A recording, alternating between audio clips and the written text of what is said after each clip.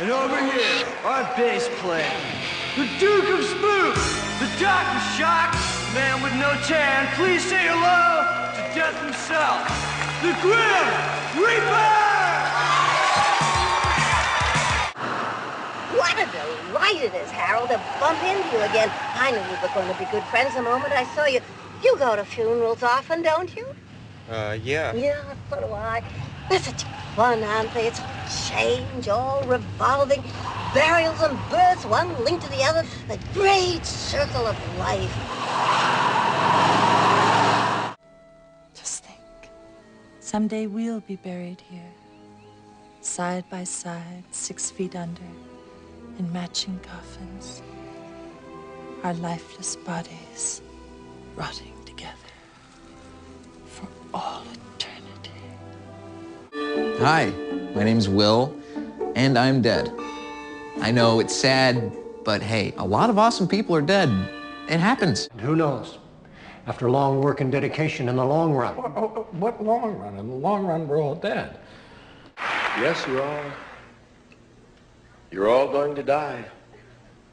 Didn't mean to remind you of it, but it is on your schedule. I'm not going to die. You see, I'm into this thing where if I get sick, real sick, where I'm about to go, they just take me away and freeze me. Although he is certain to die, perhaps from a household accident, which account for 65% of all unnatural deaths.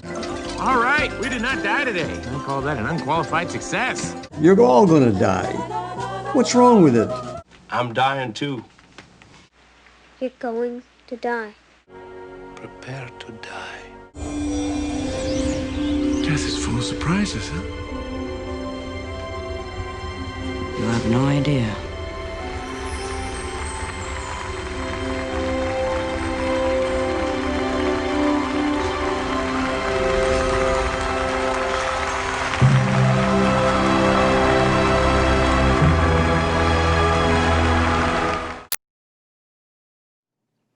So welcome. Yes, I am Gail Rubin, the Doyenne of Death, a pioneering death educator, certified thanatologist, and author and speaker and coordinator of the Before I Die New Mexico Festival.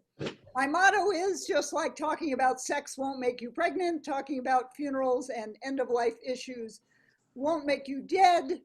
And I've been doing this for 10 years. So far, so good. Very excited to be bringing you today's panel discussion.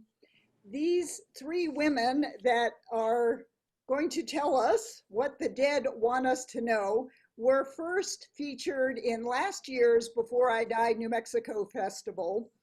We had a session up in Santa Fe. It was incredibly popular, lots of questions, and we are interested in having that conversation with you. But first, we're going to tackle a few questions with our panelists, Annie Mattingley, Judith Fein, and Bethany Pye.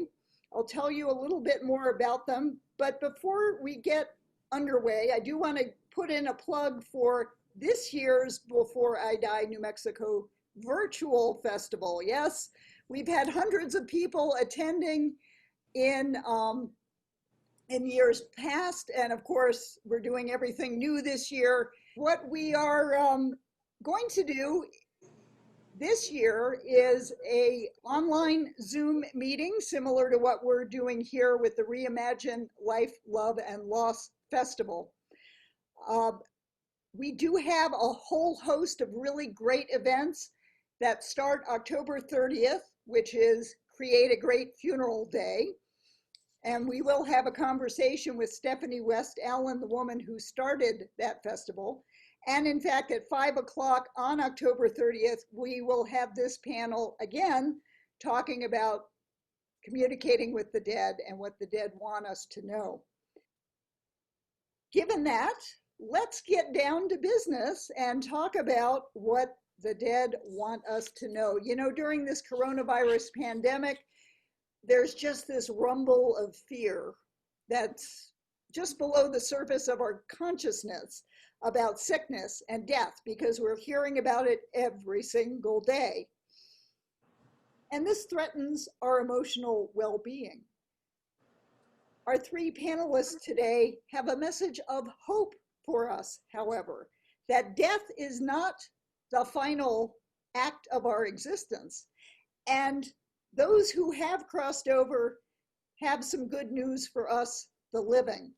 Our panelists today are Judith Fein, journalist and author of the book, How to Communicate with the Dead, Annie Mattingley, who is the author of the book, The After Death Chronicles, and Bethany Pye, Angels Helping Humans. She is a spirit release specialist. So why don't we hear from each of our panelists about a little bit of your background and how you came to communicate with the dead. Annie, why don't we start with you? Okay, I'm happy to start. It wasn't by plan that I got into this subject. It would be an odd subject, I think, to just choose, but it chose me.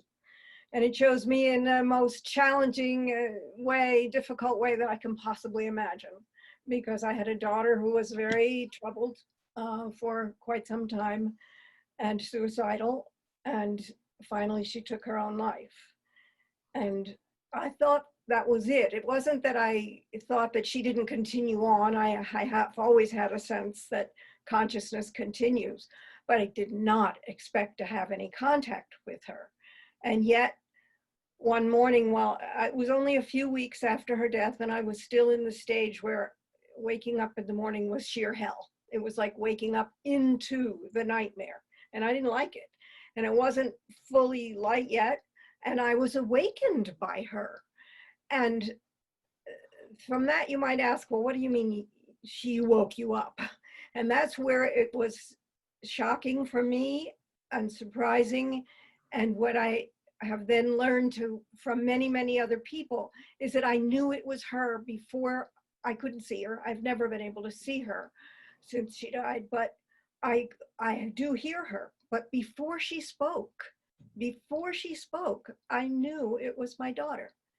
That's that quality of knowingness that we have with people we're used to identifying them by their appearance, by the sound of their voice, by the feel of their touch. But there's another element that is not visible and not audible. And that is how we make the place at which we make the connection with someone who's died. Excellent. And we'll talk a bit more about your book and the stories that people shared with you as we go along in this conversation. Okay. Bethany. Hi, I'm Bethany Pye, and I think I was born to do this work. I had no idea that I would earlier in my life, but I do energy healing, and I was invited to go to the Philippines and do healing for people.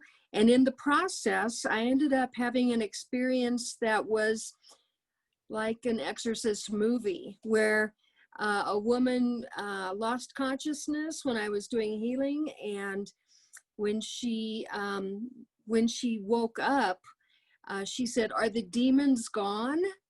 And I knew I had to learn really fast how to protect myself spiritually and learn more about spirit releasement. I didn't know that was a thing at the time. And so I have gone on and gotten certified in it. And it's a very loving process. I've sent thousands of spirits to the light in a loving way. Awesome. We'll hear more from you about your experiences with that. Judy, you ready to unmute yourself? Yes. Hello all. My story, I was a party girl, going to college, studying, and it was the end of my teenage years, and my father died quickly and horribly, and I was really bereft. And no one could be more removed from any realm other than the terrestrial than I was. And I was really miserable. At home, I was having a very bad life at home. I didn't get along with my mother, and I didn't know what to do with myself. So I used to go to the cemetery to go to my father's grave. And I don't know, I just felt some kind of consolation there in proximity to my father who was no more. So one day I went to the cemetery, parked my car, and I was standing in front of his grave, and I heard a male voice talking to me. And I was a little embarrassed because I thought, I'm not alone. And I turned around and there was nobody there. And I freaked out. Who's talking to me? And I went to the car, and I remember calling my elder sister, and I said, Daddy spoke to me, Daddy spoke to me. And she said, well, of course he did. You've always been open. And that was the beginning of a lifelong journey with communicating with people who were dead. And I am a travel journalist. And for 20 years, every time I went to another country or another culture, even in the United States, I always wanted to know, do they have communication with the dead after they die? Because in this culture, we're death phobic. Nobody wants to talk about it. It doesn't exist. The word death, you might as well put it, stay away from that. And every culture I went to propitiated the dead, communicated with the dead, partied with the dead. And I realized that the culture I'm from is the only culture I know of where nobody wants to talk about it. And yet it's really part of my daily life. And I wrote the book, How to Communicate with the Dead and How Cultures Do It Around the World. And when people usually ask you, oh, what's your latest book? And I tell them, oh, where can I get it? How do I go back to finding it? And when I told them the name of my book, How to Communicate with the Dead, it was like I had just given them the pox or something. And that's why I'm more determined than ever. And I'm so happy to be in the company of three women like you to open up this discussion, open up your heart, open up your life, because they're there. All you have to do is communicate. That is awesome. Awesome story. So let's actually build on, Judy, what you said about fear of death and communicating with the dead. Does this idea of communicating with the dead make people afraid of death, or be afraid of death and afraid of there's nothing after? What? Who wants to take that first? Annie. I think that the media really screws us up here because it makes it so scary. The idea of any kind of connection with the dead, as though they're evil. And yet, in the writing of this book and the interviewing of hundreds of people that I've talked to, people have the opposite experience, as I had the opposite experience. It is not frightening, it is comforting, especially if it's someone that you love. But somehow we equate death with this something dark because we don't know it yet. We haven't been there yet. But the relief that can happen once we really deeply understand that the dead are present among us and that they wish us well. They want us to know that they are well, but they wish us well too. I've heard a number of stories from people whose life had likely been saved by a dead person who intervened in some way. And that is it's comforting to us, of course, to connect with someone that we love who has died. And it eases our fear, but we can take that a step further and say, if they're all right, then when my time comes, I too will be all right.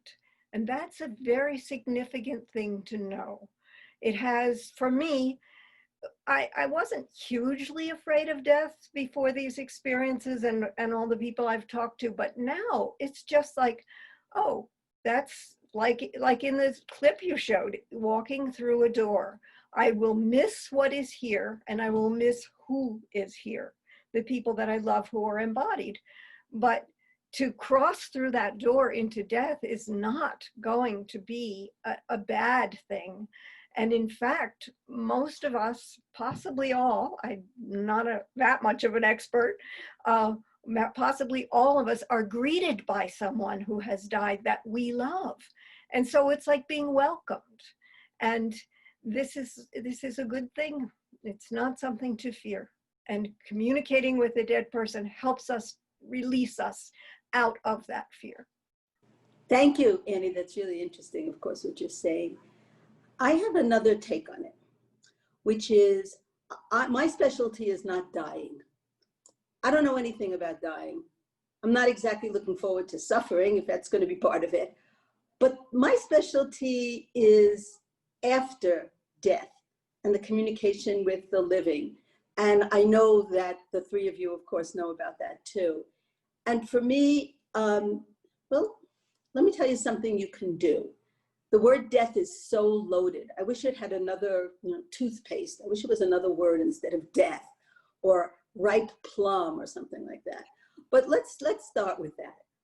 What you can do while you're alive is set up a communication system with somebody you love. So let's say it's a friend of yours, it's a parent, it's a child, it's a grandchild, it's someone you correspond with. Make a deal. And I want to tell you, if this doesn't work, you can come back from the afterlife and punch me in the plum that I'm eating, okay? So this is what you do. You say, look, I will always be there for you. I will always be there with you. So how about we arrange a sign so that you know I'm there? It could be heads up pennies. It could be feathers, white feathers. It can be pretty much anything. It can be a heart with a dot in the middle, whatever you want, but you set it up with someone who is still living. And then you have the communication system in place. Look, I'm not a woo-woo person. This isn't something that's so out there. It really, really works. And if you don't believe me, I invite you to try it with somebody that you would miss very much and want to keep communication with. Or let's say you have 3 grandkids. You get them all together and you say, okay, what we're going to do today, we're going to make a special secret sign between us. It's exciting. It opens up your life. Our lives are getting more and more restricted right now. You can't do this. You can't go out. You can't travel. You can't do this. This is an opening. This is something that you really can do. You're opening yourself off to, if you've never had this experience or you poo-poo it, a door has been shut. I think, Annie, you just talked about a door, going through a doorway. A door has been shut. It's not dangerous. Just open up the door and enlarge your life. It's not another restriction. It's an opening. That's what I have to say. Thank you. And Bethany, you can jump on here. I do want to share, we're getting some comments in the chat, and that is awesome. Feel free to add in if you'd like me to read the comments, and I'm assuming you want me to share this. John says his wife transitioned in 2012, and she continues to guide and protect him and the children. She shows up a lot as a hummingbird or butterfly when I'm supposed to be paying attention. So, Bethany. Okay, I appreciate what my fellow panelists have been saying. And I want to say there's a lot of attention on people's passing right now because we're living in an unusual time. There's a lot of people having unexpected transitions. And even if you have a loved one who's expected to transition, it is hard. And we do go through grief. And no matter how lighthearted we are telling you the good part of it, just know that we appreciate everybody's grief and process. We all go through it. Those who go ahead of us, the way I think of it is that they're going home. This coming into the third dimensional life and a body is temporary. And our bodies don't live forever. But in my belief, part of us does. The energetic part, the spirit lives on. And I have memories of living before.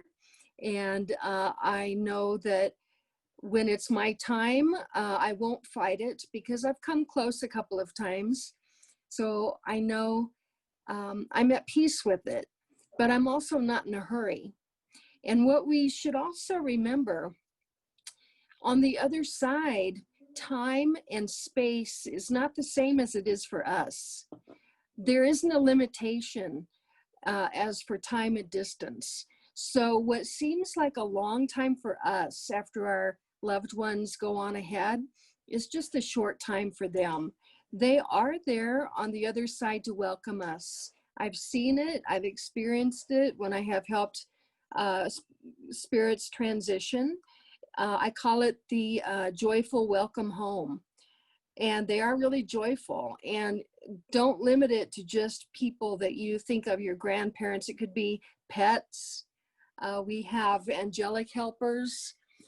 We have guides who help us get to the other side. It's a rich life, and what we're living here in this dimension is the tip of the iceberg. The other side is huge. It's immense and complicated and unusual and very, very interesting. So that's what I have. One of the elements that I'm getting some comments about are based on, Judy, your idea about making a deal with loved ones to prearrange a sign. We got a comment from David Haben, just like Houdini did with his wife before he passed. I don't know what his sign was going to be. But Sarah asked, what if a person is already dead and you don't have a secret sign? Annie, did you want to tackle that? I see your hand. Yes, I would like to. I've done it both ways. Had contact with someone who was already dead, and also done what Judy was talking about, made a plan, and it shocked me when it was just came true. But without going into that, if someone is already dead and you want to have that connection, it's, if you want to have somebody come over to your house, a guest, what do? You call them up, you invite them, you say, please come, maybe you sweep the porch, you straighten up the living room, you make something to eat. We need to let the dead know that we welcome them. Sometimes they come uninvited, but if that's not happening, then make some form of an invitation, and that can be very formal. You can light the candle and have a little altar with a picture and sit down and speak very directly, or you can just in your head say, Mary Jane, I'd really love to see you. Show me a way. And then you got to pay attention. You got to look around you. If you go for a walk, pay attention to what the birds do, what the trees do, what the wind does. Listen, these voices can be, I say voices, these connections, which might be audible, can be very profound and distinct, but they can also be very subtle. And we can ignore them if we aren't willing to accept these more subtle connections. If we're afraid of that connection, we may not notice it, or if we want it to come in a certain way. And because the dead come in so many ways. You can hear them sometimes, you can smell them sometimes, you can see them sometimes, you can feel them sometimes. They can touch your body. They can come through animals, they can come through birds, they can come through synchronous experiences. You can have someone whose favorite number was 7. And all of a sudden, every place you turn, you see 777s. There's 777, 777. It's in phone numbers, it's on written material, it shows on your phone. Every time you look at the clock, there's a 7 there. Say, oh, just pay attention. Does that 7 mean something? And just asking that question, you may receive conscious connection with that person. And it's such a gift. But I would also like to go back to what Bethany said and say, no matter how much we say how good this is, it doesn't take away the grief. It doesn't eliminate it. It's not meant to eliminate it. And what my daughter said to me was, you have to deal with your grief on this plane, with the people here. I'm not here to heal your grief. She told me that. And when I got most despondent, sometimes she wouldn't show up. She came around when I was a little calmer.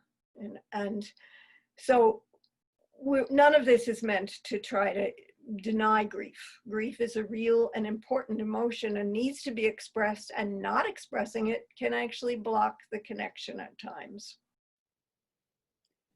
One element of what you just said there, Annie, is about inviting the spirits of our loved ones to come visit.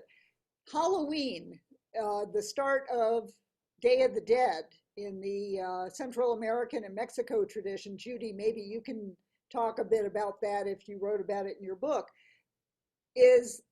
So Halloween, October 31st, that's the time you set up your ofrenda, all the pictures of your ancestors, and there's a particular way to set it up, and you decorate it, and you put their favorite foods and drinks and toys or artwork or just anything that represents that person to you. And we invite our deceased ancestors to come for a visit. Watch the film Coco. But actually, as part of the Before I Die New Mexico Virtual Festival, we will do a session about building your own ofrenda for your own. You don't have to be Catholic. I'm Jewish, and I've got a whole boatload of photos of my loved ones, family and friends, on a countertop, and I recognize them all year round. So you don't have to wait for Halloween to do that. Judy, did you want to add anything to that? Yes, but I want to first address the way you communicate with the dead that you were discussing before. I had a very strange experience. All my life I kept this secret because I live in American culture when I'm here. And I just didn't tell anybody about it. And then one day I wrote an article about it for Psychology Today. And I thought, oh boy, no one ever is going to read this article. 350,000 people read the article. And I would say 300,000 of them asked, how do you do it? And I realized that the way I was doing it was ritualized. It was a ceremony. I needed that context. And so, plug, I describe in my book exactly how I do it. And the interesting thing is that people are contacting me who've read the book, who are doing it, and it works for them, and it doesn't matter what religion you are or not religion you are or where you live. It's not dependent on that. But about Day of the Dead, actually, we have been to Mexico multiple times, and it's not just the Day of the Dead. It is a whole cycle. And what the cycle is, for example, one day, adults who die are invited back. And you have their favorite foods, and you have photos of them, and you tell stories about them. Another day, it's for the children to come back. It's a ritualized annual celebration. It is a celebration. What all of you are saying, of course, is true. Loss is terrible. The only remedy for loss is grieving. And grieving is very difficult and very painful. But when the dead come back, it is a party. If you go to the cemetery, people gather at the cemetery, they bring flowers, they have fortune tellers, they have bands, they have mariachi bands playing there. It is a time, it's a prescribed time of year when the dead come back to visit you. And they come back in the form of spirit. And really, you talk about them, you tell stories, you talk to them, you remember their favorite drink, you make their favorite food, you bring it to the cemetery. But then it's very clear that at the end of the cycle, you invite them to go back.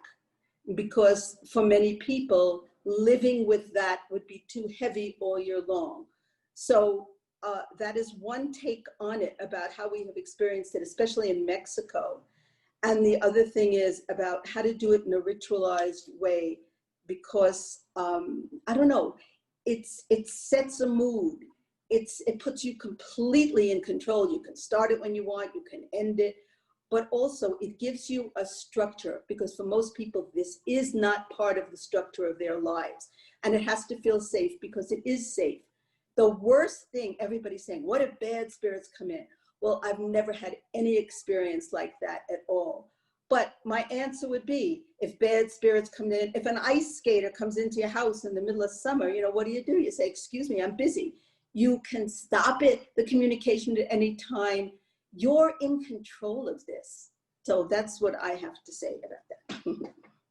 We are getting many awesome stories and comments in the chat box, so you might want to take a look at those. Bethany, I want to share one question that somebody had in the chat, which is, where are people going when they leave their bodies? And, you know, do they go cruise the universe? What's happening out there? That is a good question. Religions have come up with names and answers. I'm not tied to a particular religion, so I wanted to know. And so I asked archangels, who I believe are real. I work with them. And when I do the clearing work, it's not me grabbing ghosts, right? They're not physical. It's my partners on the other side.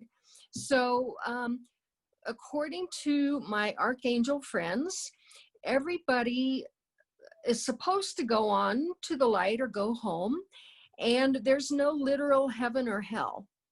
That does challenge a lot of people's religious training, and we can all believe whatever we want to believe, but we go on to a life that doesn't require a physical body. It doesn't require this vehicle. We're still very much alive. We interact with others on the other side. We pursue interests. And if we choose, we can come back and into another body. And of course, we forget what it was like when we do that. But the spirits who don't go to the light after they pass, there's a million reasons why they don't. They're all individuals. Some believe they don't deserve to go. Some just refuse. Some have turned away from the light. Whatever the reasons are, when I can finally convince them to go home in my work, sometimes if they're very dark, as in spiritually dark, they go to kind of the equivalent of reform school. So the very worst of the spirits who are very negative need some re-education, and it's done very lovingly on the other side. And they have their own place that they go to that's also in the light. And when they're ready, it's sort of like being incarcerated. When they've done their time, you know, they can rejoin the population. Interesting. You know, when we started, Bethany, I'm going to go right back to you with this question. And then if Annie and Judy want to jump in after that. So what are the lessons that the dead want us to know and understand while we're living, especially in this time of coronavirus? What are you hearing? In general, I think it's about not being afraid. A lot of the suffering has to do with the physical body. So when we're released from the body, we don't have the pain and the suffering and the limitations. Say somebody with dementia, they're even released from that inability to think clearly. We go back to our natural state. And so that's something to remember. There just isn't a lot to fear from their point of view. It's much easier, and we are helped along the way. We're not just left to wander. We have guides to help us. We have welcoming committees to welcome us home, and we have orientation and classes we can attend on the other side so that we can learn the lessons of our lifetime. We can make sense of it. That's great. Annie, you want to add on to that? Yes, just very specifically because of some of the communication that I had with my daughter. Many people fear that when someone has died by suicide, they may be punished. People, you know, the phrase is used, committing suicide, and I don't like that phrase because you commit crimes, you commit murder, you commit a robbery.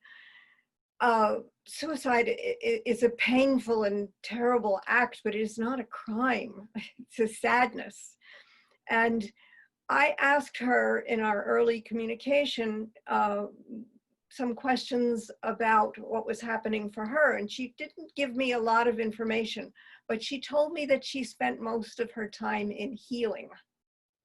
And I felt that that was what she needed. She was very distraught and unhappy before, and they worked with her. She had places, yes, in a way, because at the same time that she was telling me that, within a few days, my husband, who's her stepfather, had a dream with her in which he saw her. She had a house, but there was a big grassy field, and in the middle of it was a gazebo, and the gazebo had a bed in it, and that was where she was spending her time. And I felt like that was a beautiful healing place, and that because of the different experiences, but they reflected the same thing, that she was in a place of healing. That's one particular thing that happened for one particular person, but I think it's reflective of the fact that when we die, we receive what we need. And there's certainly nothing that has to do with punishment. It is all about a healing. Wonderful. Judy, did you want to add on to that? Please unmute. Yes, okay. While, when the question came in, I didn't see it on the chat, about what do the dead want us to know? I figured while I'm listening to Bethany and I'm listening to Annie, I asked the dead, okay, specifically, right now, the people who are here in this virtual event right now, what do you want us to know? What do you want them to know? And there were three things. The first, I just heard the words. The first is seek balance. Seek balance. The second is seek balance. The third is help others to find balance. And that was a direct answer from, from the continuation of life. And I also wanted to add one thing. Last night, I'm sure you've all had this, I just couldn't sleep. Maybe it was the smoke from the fires in the air. I don't know what it was. I could not sleep. So I decided, okay, I'm gonna call on the people I know who have died and ask for some help here. I just want to get to sleep. It's not a big request, I'm not asking to win the lottery. And nobody answered.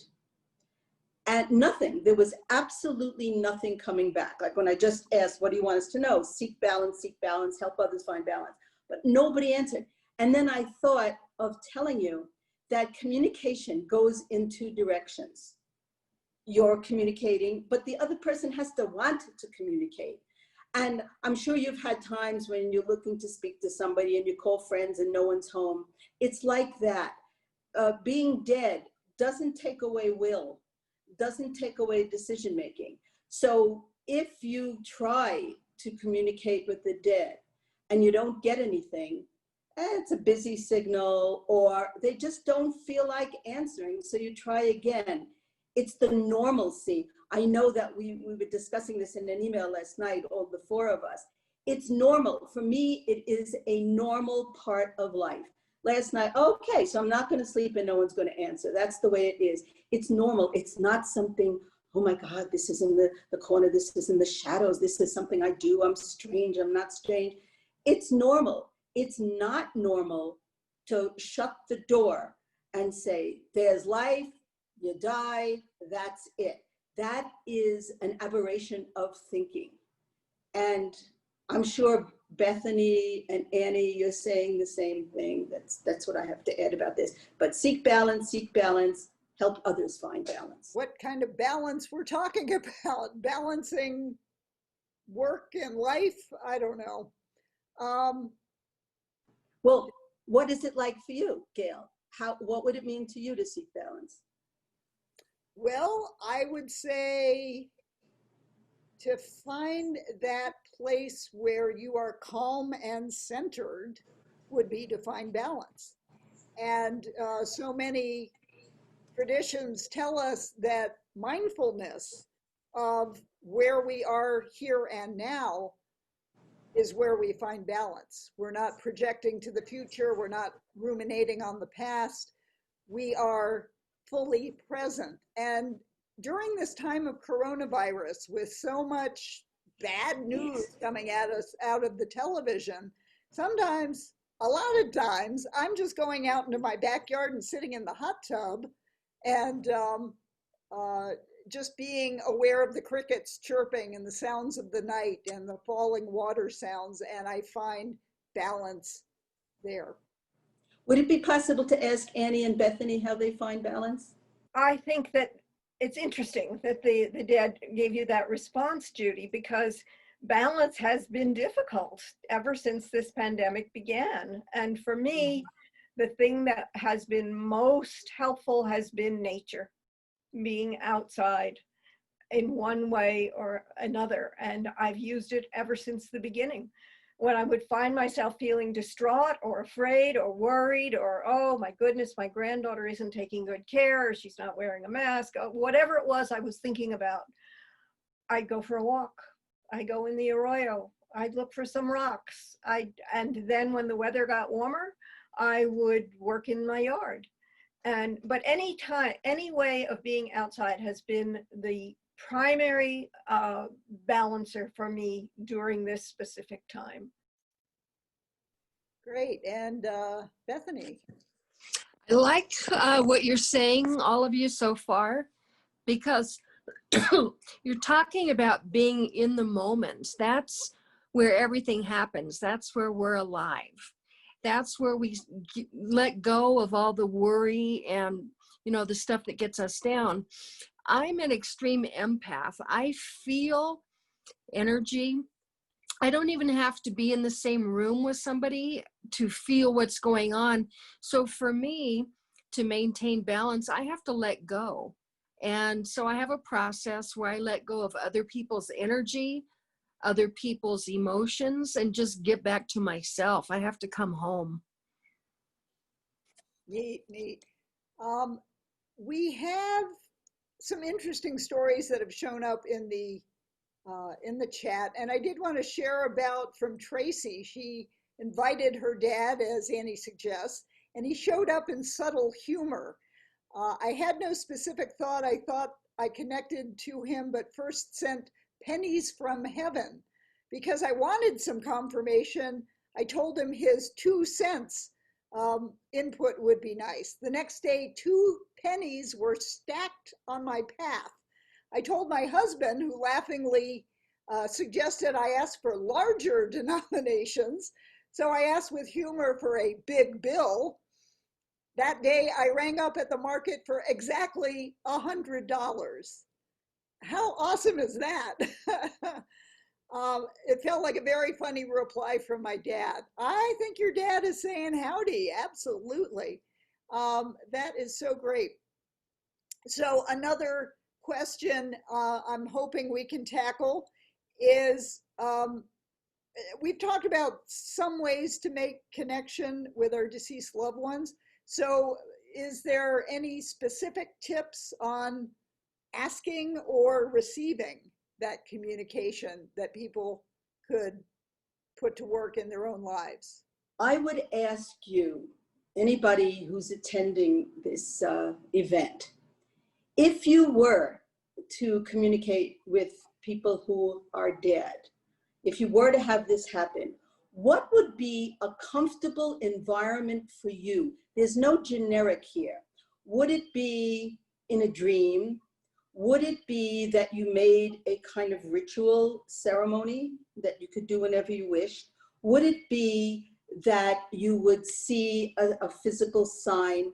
Be honest with yourself. What can you handle? Of course you can handle anything, but what do you envision as a comfortable way for you to get confirmation that there is communication with people who have died? And start there, because it's very individual. There's no one answer. Bethany, you want to add on to that, or are we good? I agree. There's not just one way. It's individual for all of us. In our culture, people want to be visual, be clairvoyant, and most of us aren't. So the ways that you will have contact, you'll have to discover yourself, and the more you practice, the easier it gets to identify. But your desire to do so has a lot to do with it. Great. And Annie? Yeah, well, you've both said everything that I could, not everything that I could think of, but everything that I agree with. There's a lot of mystery in this, and how we can set this up is incredibly individual, and how we can receive it is incredibly individual. And I also want to say that it is very important not to feel that you're doing something wrong if it doesn't happen just like that, the way you want it to happen. I know someone who desperately missed his father and did try many different techniques to connect with his father, and his father didn't make a connection for 30 years. And then when he did, during meditation, it was an incredibly powerful experience in which he received very important answers and support, the support that he had longed for when his father was alive, and after his father's death finally came to him 30 years later. So we need to be open to all of the possibilities and not to feel that if it doesn't happen, that it's our fault. And Gail, yes. Can I piggyback on that? People may get their communication in dreams, and you will have to figure out for yourself if the dream is an actual experience or if it's something you made up. But one thing that was mentioned earlier that's really true, it's easier to make contact when our energy level is high, when our frequency is higher. For instance, being in love energy is a higher frequency than being depressed or being angry. So if you're angrily demanding communication, that's the least likely time it will come through. And Bethany, stay with me here. Somebody asked, do the spirits hear our thoughts? Mm-hmm. It's possible, but they have their own life. I don't take it for granted that they're sitting there just waiting for me to think of something. They're lurking. Yeah, sometimes when I talk to archangels, they get in touch with our energy. So it's not necessary, because, you know, the thought when you start having these experiences is, oh my gosh, I don't think I had clothes on. I was in the bathtub, you know, but that's not where they're tuning in. It's more of an energetic. And even my archangel friends aren't aware of all of my thoughts. So probably you will have to make the intention of communicating and let your thoughts be known. Okay, and Annie's got her hand up. You need to unmute. Yeah, I'd like to piggyback on what was said about dreams, that the dreams that are true contacts are usually stronger. They tend to be unforgettable. You can have someone tell you the precise details of a dream that they had 20 or 30 years ago. Whereas many of us can't remember the dream that we had last night, you know, or even if I write my dreams down, and yet I might say, oh yeah, I had a dream. Oh, I'd have to go look in my book to remember. But the dreams that I've had, say I had a significant dream with my parents after their death, I will never forget the details of that dream. It's like remembering your wedding day or something very, very profound and strong. But also we can deny that. I remember talking to a woman who had had a very simple dream in which her father came along on a train, stepped off the train, said, I'm okay, got back on the train and went back off in the you know, continued in the same direction. And because she told her husband about this dream and he said, it's just a dream, she didn't trust it. And she told me, and I said, that I am okay phrase is the one that I've heard from more people than any other phrase at all. And the tears came to her eyes because she knew, but she blocked it. She didn't want to know. She was afraid to know it. She was afraid it would mean she was foolish or silly, the way we do in this culture. So we have to accept the experience too. And maybe sometimes we need to be careful. If we have any doubts, we need to be careful who we share the experience with, because the overlay of someone else's poo-poo can be very discouraging. This is a great, Judy, did you have something you wanted to add on to that? Many people who have contacted me have expressed fears that they have. And I would say probably people who are attending this workshop or this seminar, whatever, are interested in it. For some reason, they're interested in it.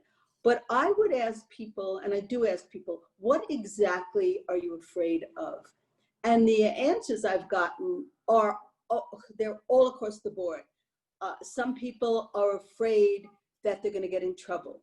Some people are afraid that, a lot of people are afraid some bad energy is going to come in, something bad is going to happen to you. And I think it's very important to address your own fear. Are you afraid? What are you afraid of? Are you afraid of dying? Well, that's not communicating with the dead. If you're afraid of dying, that's a separate thing that can be dealt with. But this is about, what are you afraid of, that there would be a continuity of communication if you desire it and the person on the other side desires it, that this can continue. Just to dance with the fear. Maybe some of you could write in and say what you're afraid of. But the second thing is responding to also what Bethany said and Annie said, is that if you are willing to do this, or if you've already done this, or if you think you've already done this, I would say pat yourself on the back because you're a pioneer in this culture. And instead of being afraid of what people are going to think of you, especially during this time, you know, there's so many things you can do. You can be a pioneer if you have an experience, to tell other people about it, because that is helping them find balance. That is helping them find meaning to their lives. So I would say, if you're here in this workshop, you've already made the first step. Maybe you've made it before you came here today, but consider yourself, really congratulate yourself on having a pioneering spirit in a culture that does everything to wipe out any possibility of anything happening after death other than you die and the worms eat you. So that's what I want to say. It's been such an amazing conversation. I'm sure we could continue on, although we did bill this as a 1-hour event. I did want to remind you all that this panel will be convening again virtually as part of the Before I Die New Mexico Festival. It's taking place online October 30th to November 2nd. Yes, Halloween, Create a Great Funeral Day, Halloween, All Saints Day, All Souls Day. And our panel with the women who know will be at 5 o'clock Mountain Time on October 30th. That's a Friday. And I hope you'll join us for that. It is a ticketed event. There are different levels of tickets. You could get just a 1-day pass, or you could get the full day, the full 4-day experience. The website is beforeidienm.com. So I hope you'll visit that. And I do want to thank Annie and Judy and Bethany for some amazing insights today. Remember to be balanced. That, I think, was a great piece of advice. Be here now, as the phrase goes, because now is where our life is happening, and now, right in front of our faces, can be a very good place to be. We just need to shut out the noise and listen to those angels of our better nature, and they are out there. And I appreciate all of you joining us today in this conversation. I hope you got a lot out of it, and I hope we'll see you again on another webinar in the near future. I'm Gail Rubin, the Doyenne of Death, reminding you, just like talking about sex won't make you pregnant, talking about funerals and end-of-life issues won't make you dead. Start a conversation today.